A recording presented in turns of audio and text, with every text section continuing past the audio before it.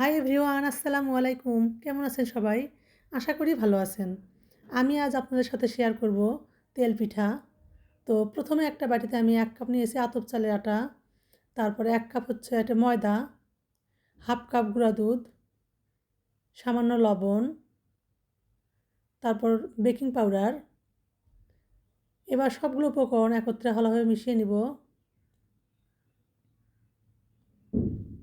তো আমার মেশানো হয়ে গেছে। এবার আমি এখানে দিয়ে দেব 1 কাপ চিনি। চিনিটা আপনাদের ইচ্ছা মতো, যে যেরকম মিষ্টি পছন্দ করেন সে সেরকম দিবেন। আমি এখানে 1 কাপ দিয়েছি। তো চিনিটার সঙ্গে আমি আবারও ভালোভাবে মিশিয়ে নেব এটা।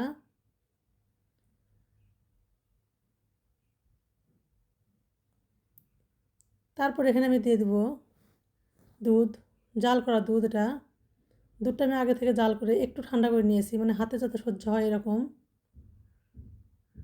কুসুম গরমের থেকে একটু বেশি এরকম দুধ দিয়ে আমি এটা ভালোভাবে মেখে নিব। অবশ্যই এখানে হাত দিয়ে মাখার চেষ্টা করবেন। হাত দিয়ে ভালোভাবে মেখে নিলে পিঠাগুলো একদম ফুলকো ফুলকো হবে। তো এভাবে আমি বেশ খানিকক্ষণ মেখে নিব এটা। আর অল্প করে করে দুধ দিয়ে আমি এটা মিশিয়ে নিব। একবারে দুধ দিতে গেলে দেখা যাচ্ছে ব্যাটারটা পাতলা হয়ে যাবে।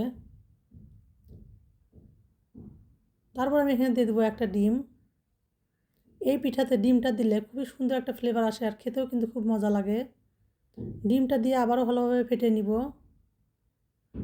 এটা মেখে একদম রেস্টে রাখার কোনো দরকার নাই। আপনি যখনই এই যে গোলাটা তৈরি করবেন তার পরপরই আপনি পিঠাটা তৈরি করে নিতে পারবেন।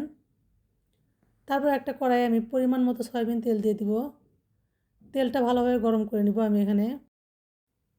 তারপর আমি ওই ব্যাটার থেকে আমি 1 চামচ করে ভাবে দিয়ে পিঠাগুলো ভেজে নিব। আপনারা চাইলে এর থেকে ছোটো কিংবা এর থেকে বড়ও বানাতে পারেন, তবে আমার মনে হয় এই মাপটা একদম ঠিক আছে। এটা আমার কাছে ভালো লাগে। তো এইভাবে আমি সবগুলো পিঠা তৈরি করে নিব। তো দেখেই বুঝতে পারতেছেন কতটা সুন্দর ও ফুলকো হয়েছে। খেতেও কিন্তু খুবই মজা লাগে হয় পিঠা বানালে। আপনারা বাড়িতে একবার ট্রাই করে দেখবেন। ভালো লাগলে লাইক, কমেন্ট, শেয়ার দিয়ে পাশে থাকবেন। Thanks for watching the video.